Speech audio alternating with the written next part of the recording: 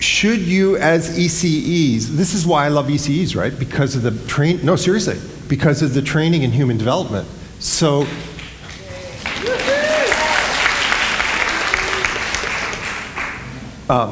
so what she said was, shouldn't we be using this opportunity that, and I loved everything you said. You get them for such a long period that you have this opportunity to promote what's called sensory integration. A child's brain, as it's exploding, they have these 5 senses, actually 7 senses we talk about now, that don't work together as a team. And they need to work together as a team. The psychiatrist who trained me was Stanley Greenspan. And Stan used to say that an infant or a toddler's brain is like a grade 2 orchestra where every kid's playing a different instrument. So we need to know all playing the same melodies. So, and it's by playing the same melody that we help that sensory modulation that you're talking about, so they can deal with visual stimulation or auditory stimulation. So we're doing both. We're working on the modulation and we're working on the integration. Now, we've just organized this thing called PeerSight, which is basically, it's for ECEs and teachers to, we guide it, but it's really to share what they're learning and trying to do self-regulation. And there was a piece that was published in PeerSight yesterday by a teacher in North Bay about exactly what you're describing and about how what she saw when she started to deliberately incorporate sensory activities within her class, within her care, it's a daycare, that what astonished her was how the social climate dramatically changed. And so she gives a bunch of examples that I found really, really great. She had these bunch of boys that would never talk to anybody. And they started to talk to other kids when they were at the sand table or at the water table. So this is big. We get tremendous success with our children on the spectrum, either letting them bring animals into school, or oddly enough, stuffed animals. Bottom right. Okay, so we made scientists in New Zealand made an absolutely fascinating discovery this past summer. Babies in the womb go into fight or flight. Yeah, it's a wow. In the 3rd trimester. It's a real wow. So a baby in the womb can I use the word startle? Everybody fine with that? Startle reflex? Okay, it's called the Moro reflex for psychologists. And it's, we get that sudden startle effect. When that happens, okay, so when a child gets startled, okay, so now we're talking, let's say 0 to 3, or 3rd trimester to 3. When the child gets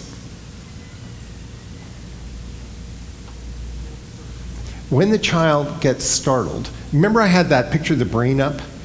And it had the blue brain, and it had in the middle the green brain, and it had the brown brain. So those are actually, we talk about this as a triune brain. The idea here is the green brain in the middle is an alarm. It's always on. It's on 24/7. Sounding the alarm if there's a sudden visual disturbance, a sudden auditory disturbance, it sounds an alarm. And when it sounds the alarm, it sends a signal down to the oldest part of the brain, the brown brain. And that's the part that triggers fight or flight. Okay? So, what is fight or flight? What's going on here? You know what fight or flight is? Yes, that's exactly what it is. Why? She said rush of adrenaline. That's what it is. Why? It's a bodily response for self-preservation. So what's the adrenaline do? Moves. How? Okay, just save it, Steve.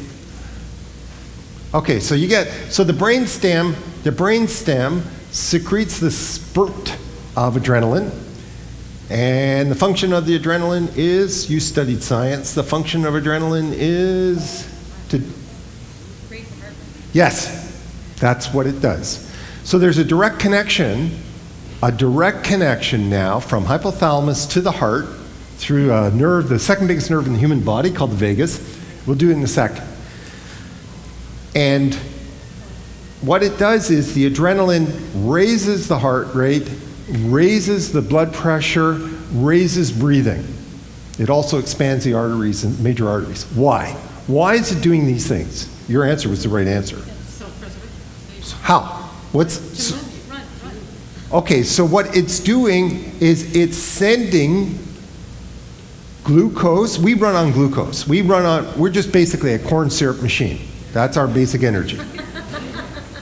So it's sending glucose and oxygen to the major muscles so that you can either get the hell out or fight back. Okay. But you got a problem. And your problem is that a small child doesn't have that much glucose in their system. And because these are ancient systems, it's called a reptilian brain. So that's how old it is. It emerged with reptiles, and we kept it. Nature kept it because it was functional. Reptiles would respond to a threat with adrenaline that would either make them fight back or run for their lives. But this is a real stupid part of the brain, like really stupid. And one of the things it can't do is it cannot assess the seriousness of the threat. That's the blue brain's job. That's what the kid's learning. The kid's learning, oh, it's not a snake, it's a stick. But way before that, the brown brain says, you're under threat. I don't know how long this is going to last. So I've got to make sure that if the threat is you're getting chased by a bigger reptile, I've got to make sure you have enough energy to keep going until the danger's past. So what I'm going to do is shut down. This is absolutely the pivotal point for everything we're doing today. I am going to shut down whatever is non-essential in this moment of danger, so that all of my energy goes to the heart. All of my energy goes to the heart and breathing, cardiovascular system, so that you can be safe, preserved. So here's your question. What gets shut down? Save that. No, seriously, I want to save it to the very end. What else gets shut down? What gets shut down in fight or flight? Huh? Save that. Save it for like 5 minutes. What? Digestion. Why would digestion is shut down in fight or flight? Why? That's why. You're both right. That's exactly right. In fact, digestion burns the same amount of energy as the brain, around 15% of your total. But the reptilian brain, you see, the way digestion works is that's to give me energy from anywhere from 8 to 30 hours from now. But the reptilian brain doesn't know there's going to be a here in 8 hours or 30 hours. So why would I waste energy on that when I have to survive? So now this is important for me because as an educator, because it tells me that if I have a child or a parent, if I have a child who's never hungry, that's a sign of excessive stress. It can be a sign of allergies, it can be a sign of food intolerance, but those are also excessive stresses. Those are a food intolerance is a physiological stressor, just the way strong smells are stressors. You remember we were expanding our definition. Okay, so digestion shut down. What else gets shut down? No. Which part? What are you thinking of?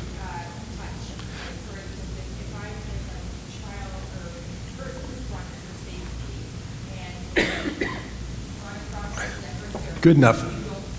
Good enough. So one of the things that gets shut down is pain sensitivity. Well, that makes obvious sense. If you're running for your life, the last thing you want to do is stop and say, oh God, that hurts.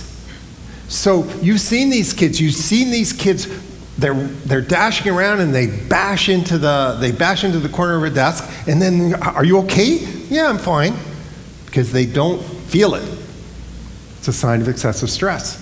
It's a sign, we don't know what the stress is. We have no idea at this point. All we're trying to do are read the signs of when this child's gone into a hyper-stress mode. And there will be other things that fit this pattern of what the hell's it called? Pain desensitization, there's a technical term for it. What else gets shut down? Think about yourself. Okay, so your partner's come home and done something incredibly stupid even for him. Yep.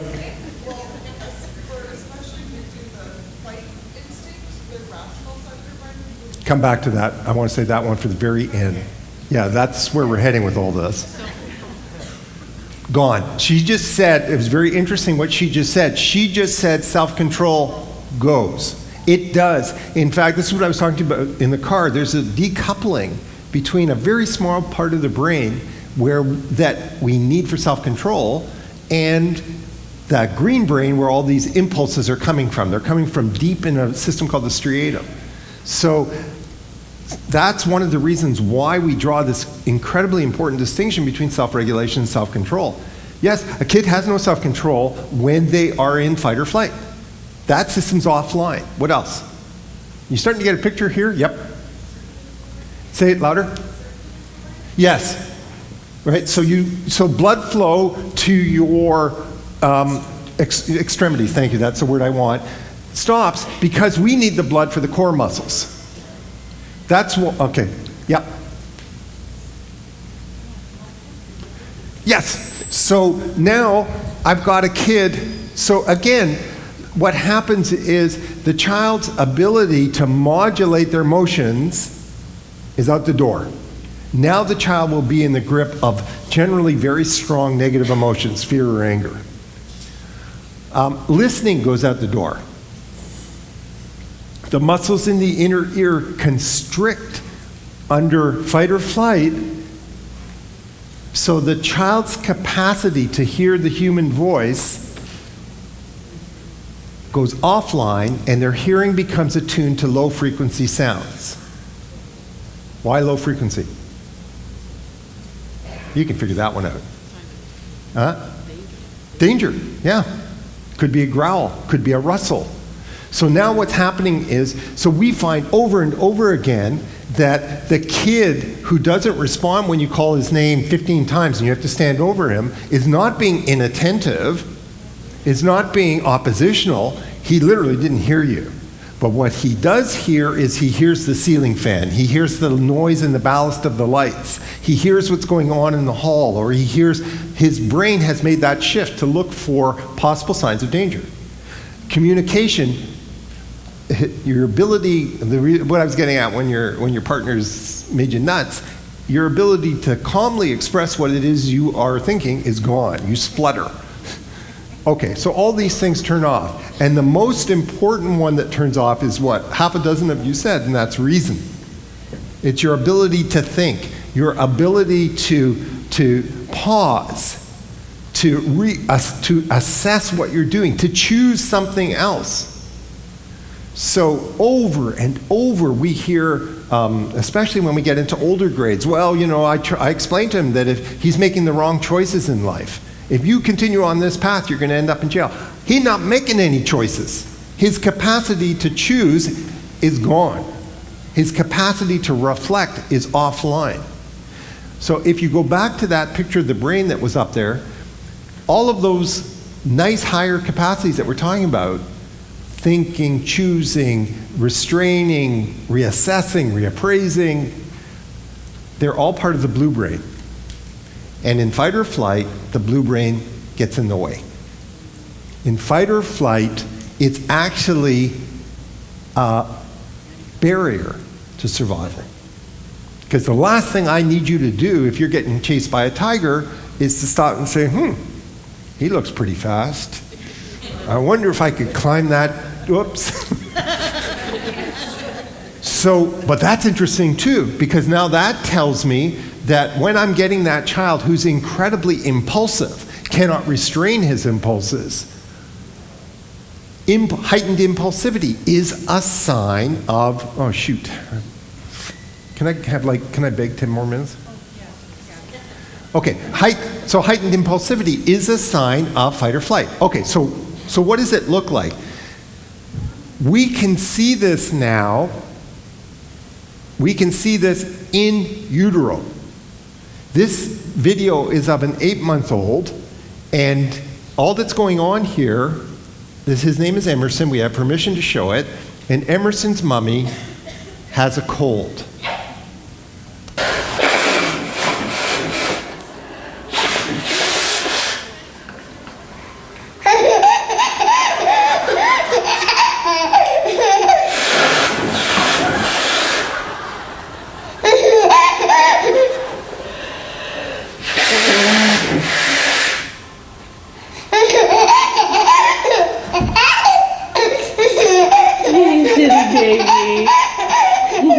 Baby.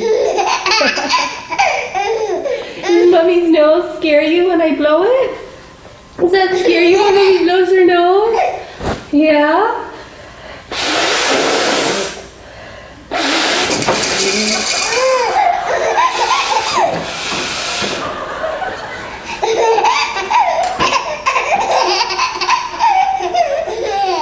Silly baby. So what's fascinating about, so that's classic fight or flight, and what's fascinating about it is he's going into fight or flight, he can't even walk. If he wasn't in that restraint, he would have flipped right over. But you can see how when he goes into the fight or flight, you can see no learning's going to go on. No processing. All of those parts of, all of those parts of his natural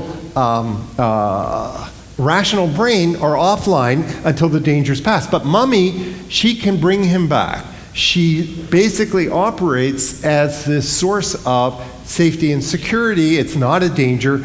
And then now his blue brain will very quickly pick up that blowing your nose isn't in fact, I've never heard this damn, what the hell? But now he knows the next time it happens, the next time she gets a cold, he won't have this reaction. Okay. If a kid goes into fight or flight too much, then the trajectory starts to change. They get stuck. They get stuck in this mode that I mentioned of heightened stress reactivity. Now, little things can send them into that state that really don't need to. Okay, so for example, I told you, we do this work with kids on the spectrum, and kids on the spectrum have this just a massive array of sensory stresses, the stuff that you were talking about. And so one of the tests that we do in treatment to see what we're trying to do is work on their self-regulation.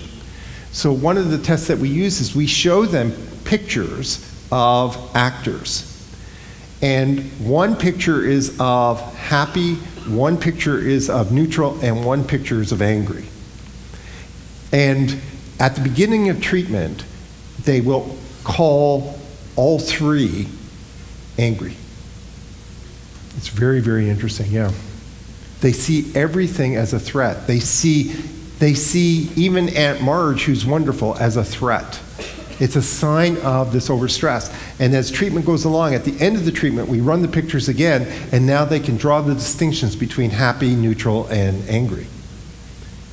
So that's what we mean when we talk about heightened stress reactivity, okay? And a child can respond in one of two ways when, well, one of two basic ways, but there are subtle variations. When this is chronic, when the stresses are chronic, they can become totally withdrawn, they can shut down. So this is the kid who now comes to you, and he's now 3 or 4, and it's very difficult to motivate this child. It's very difficult to engage this child.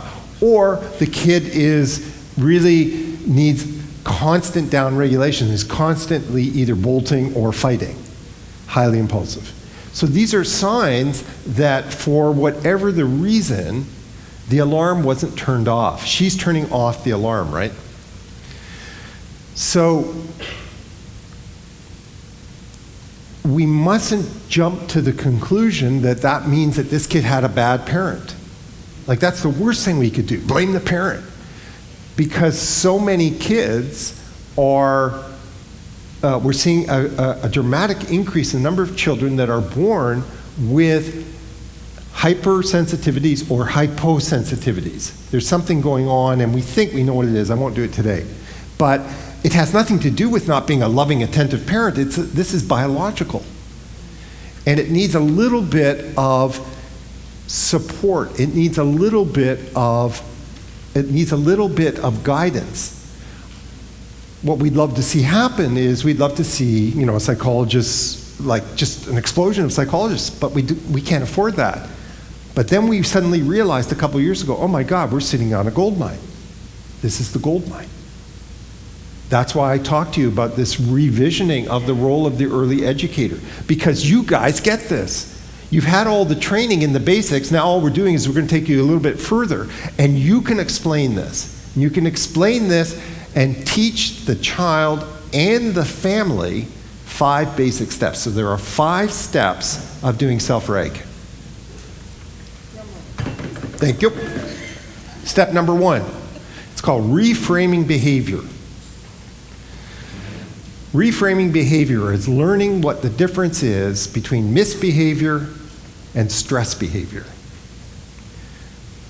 We need the parents to learn this. We need to learn misbehavior is when the child's choosing to behave this way. Stress behavior, no choice involved. So we need the parents to understand, no, he doesn't need to be punished. She doesn't need to be punished. She needs to be soothed. However it works for you. Okay? So reframing behavior starts with mom and dad or with the kid. The kid has to learn how to reframe his own behavior. I've lost track now of how many children have come into my office and said, "Doctor, I'm a bad kid." It breaks your heart when they say it, right? But they've heard this so many times, they've internalized the message, "I'm a bad kid. I expect to be singled out. I expect to get in trouble." So they need to learn this, and they can learn it very young.